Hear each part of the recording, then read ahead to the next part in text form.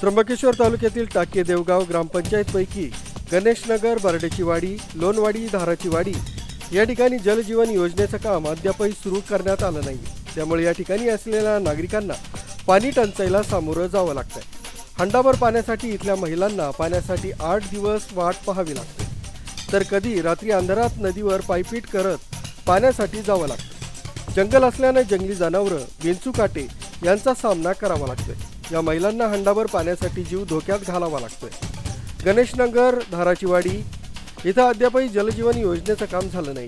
त्यामुळे या ठिकाणी नागरिकांना पाणी टंचाईला सामोरं जावं लागतंय। या ठिकाणी तत्काळ जलजीवन योजनेचं काम करून पाणी पुरवठा सुरू करावा या निवेदनाद्वारे मागणी करण्यात आली। जलजीवन योजनेच्या कामाची चौकशी करून दोषींवर कारवाई व्हावी। जलजीवन योजनेचं काम निकृष्ट दर्जाचं करण्यात आलंय, त्यामुळे नव्यानं हे काम करावं। बर्डेची वाडी आणि धाराची वाडी इथं स्वतंत्र पाण्याची टाकी बांधावी। ग्रामपंचायतकडून 15 वित्त आयोग आणि पेसामधून पाणी पुरवठा योजनेवर करण्यात आलेल्या कामाची चौकशी करून कारवाई करावी। टाके देवगाव इथं जलजीवन योजनेसाठी टाके देवगाव धरणातून पाणी मिळावं या तसंच इतर मागण्यांची पूर्तता तत्काळ कारवाई, अन्यथा एल्गार कष्टकरी संघटना हे आंदोलन अधिक तीव्र करण्याचा इशारा यावेळी देण्यात आला। राजू देवळेकर, न्यूज 7 मराठी, इगतपुरी।